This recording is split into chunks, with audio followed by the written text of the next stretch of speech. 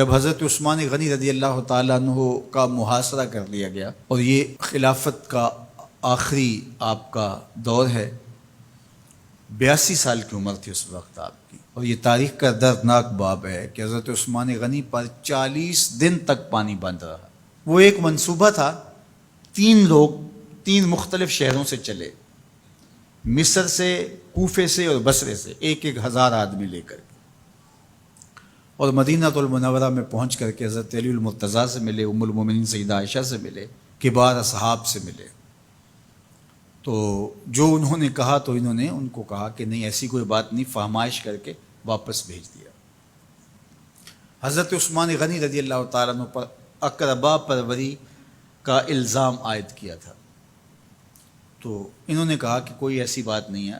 پھر یہ تھا کہ آپ نے کم عمر گورنر، کم عمر لوگ مقرر کیے، تو حضرت عثمان نے کہا کہ حضرت اسامہ بھی تو کم عمر تھے، حضور نے ان کو اگر مقرر کیا ہے تو یہ تو مثال ہمارے سامنے موجود ہے، لیکن یہ ایک منصوبہ تھا، اس منصوبے کے تحت یہ 3 جگہوں سے لوگ آئے تھے۔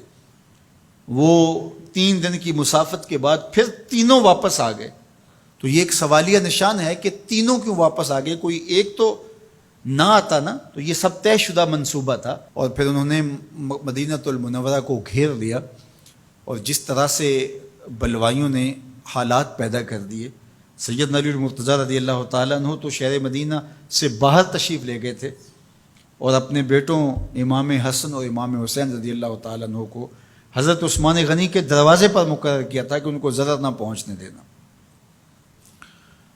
اب 700 صحابہ اجازت طلب کر رہے ہیں کہ آپ ان بلوائیوں سے نپٹنے کا میں جو ہے وہ اجازت نامہ مرحمت کریں، اور بہت سارے لوگ تو حج پہ جا چکے ہیں۔ 18 ذی الحج کا واقعہ ہے جب آپ کی شہادت ہوتی ہے، تو وہ حج پہ جا چکے ہیں، تو جو یہاں موجود ہیں وہ اجازت طلب کر رہے ہیں، لیکن حضرت عثمان غنی رضی اللہ تعالیٰ عنہ نے کہا کہ نہیں، میں ایسی اجازت نہیں دوں گا۔ رسول اللہ صلی اللہ علیہ وسلم کا حرم شہر مدینہ لوگوں کے خون سے لالازار ہو، یہ میں اس کو گوارا نہیں کرتا۔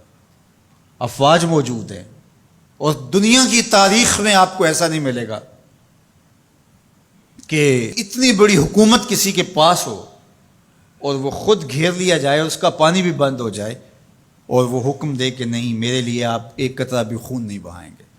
بلکہ آپ کے غلاموں نے جب تلواریں اٹھا لی تو آپ نے فرمایا کہ میرا حکم ہے کہ تم تلواریں نیچے رکھو، بلکہ میں تمہیں یہ آفر دیتا ہوں کہ جو غلام لڑے گا نہیں اور یہ میرے سے عہد کرتا ہے وہ آزاد ہے۔ حضرت ابو ہریرہ رضی اللہ تعالیٰ عنہ، حالانکہ یہ پڑھنے پڑھانے والے لوگ تھے، تعلیم و تعلم سے ان کا تعلق تھا، لیکن وہ بھی تلوار لے کے حضرت عثمان غنی کے دفاع میں آ گئے، لیکن حضرت ابو ہریرہ رضی اللہ تعالیٰ عنہ کو بھی حضرت عثمان غنی روک دیتے۔ مالک بن اشتر کہنے لگا کہ ہم آپ کی دستبرداری کے خواہاں ہیں، آپ خلافت سے دستبرداری اختیار کر لیجئے۔ تو حضور علیہ الصلوۃ والسلام کے اس جانثار صحابی نے، حضرت عثمان غنی نے فرمایا یہ نہیں ہو سکتا۔ دستبردار کیوں نہیں ہوئے؟ لگتا تھا یہ سب سے زیادہ آسان تھا، لیکن حضور نے ارشاد فرمایا تھا، اے عثمان، تمہیں اللہ ایک قمیض پہنائے گا، لوگ اس کو اتارنا چاہیں گے، تم کبھی نہ اتارنا۔ تو اس سے مراد خلافت کی قمیض ہے، اور ان کی شہادت کی خبر بھی اللہ کے محبوب علیہ السلام نے دی تھی، اور اگر آپ دستبردار ہو جاتے تو یہ ایک کھلونا بن جاتا، بازیچہ بن جاتی خلافت۔ چند آدمیوں کے پریشر سے خلافت سے دستبرداری کرنا پڑتی۔ اچھا، ایک یہ سوال بھی پیدا ہوتا ہے، چند باغی تھے، ان کو کس طرح کچل دیا جاتا؟ لیکن حضرت عثمان غنی یہ نہیں چاہتے تھے۔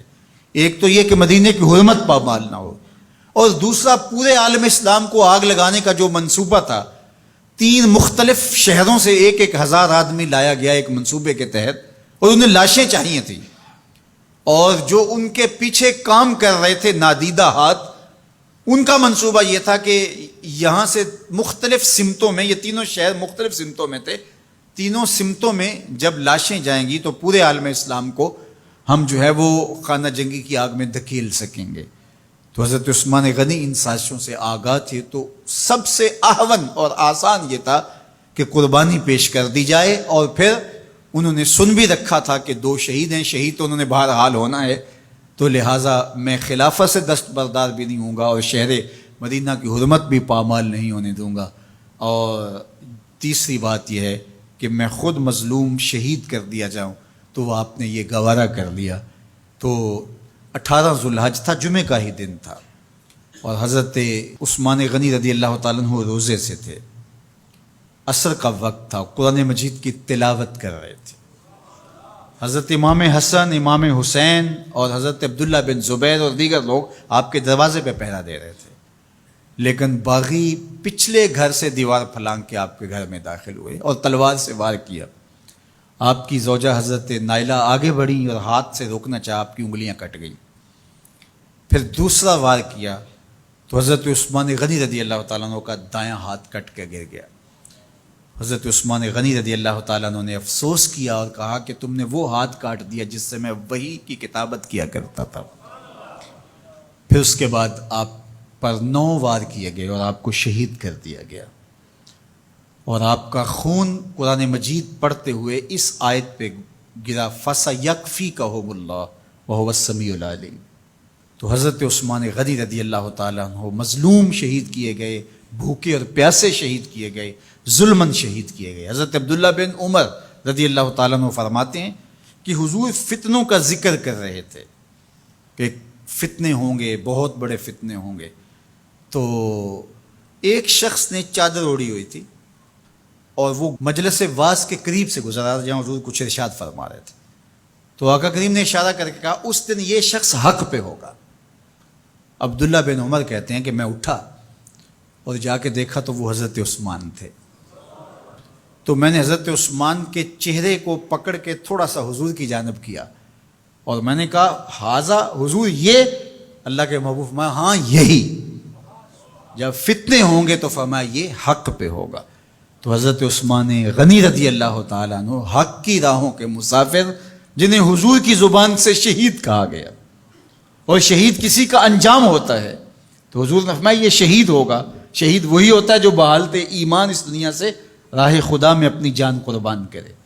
فرمایا فَإِنَّمَا عَلَيْكَ نَبِيٌّ وَصِدِّيقٌ وَشَهِيدَانٌ، اے پہاڑ رک جا، تو جانتا نہیں تیرے اوپر اللہ کا ایک نبی ہے، ایک صدیق ہے اور 2 شہید ہیں۔ تو حضرت عثمان غنی رضی اللہ تعالیٰ عنہ عظمتوں کے مینار، اللہ اکبر۔ تو یہ حضرت عثمان غنی رضی اللہ تعالیٰ عنہ کا یہ کارنامہ تھا کہ آپ نے اپنی جان پیش کر کے امت کو جو ہے وہ فتنوں سے محفوظ کر لیا اور امت کو بچا لیا۔ حضرت عثمان غنی رضی اللہ تعالیٰ عنہ پہ کروڑوں رحمتیں، کروڑوں سلام۔ ہم آپ کی عظمت کو سلام پیش کرتے ہیں، عقیدتوں کا خراج پیش کرتے ہیں۔ حضور کی خدمت میں ایک جنازہ لایا گیا اور حضور سے عرض کی گئی حضور اس شخص کا جنازہ پڑھا دیجئے، تو حضور نے انکار کر دیا، کہا میں جنازہ نہیں پڑھاؤں گا۔ تو صحابہ نے عرض کیا یا رسول اللہ، کبھی ماضی میں ایسا نہیں ہوا، جب بھی کوئی جنازہ لایا جاتا ہے تو آپ جنازہ پڑھا دیتے ہیں اور آپ نے آج انکار کر دیا ہے۔ تو فرمایا یہ شخص میرے عثمان سے بغض رکھتا تھا اور اس کو اللہ نے بھی اپنی رحمتوں سے محروم کر دیا ہے۔ حضور نے اس شخص کا جنازہ نہیں پڑھایا جو مبغض عثمان غنی رضی اللہ تعالی عنہ۔ تو اب آپ اندازہ کیجئے وہ کتنا بدبخت شخص ہے جو حضرت عثمان سے بغض اور دشمنی رکھتا ہے۔ حضرت عثمان غنی رضی اللہ تعالی عنہ سے اللہ کے محبوب علیہ السلام نے کتنی خوبصورت ارشاد فرمائی، میں اس سے حیا کیوں نہ کروں جس سے اللہ کے فرشتے بھی حیا کرتے ہیں۔ یعنی عثمان غنی وہ ہیں جس سے اللہ کے فرشتے بھی حیا کرتے ہیں، اور جو عثمان غنی کا حیا نہیں کرتا اس سے بڑا بے حیا کون ہو سکتا ہے۔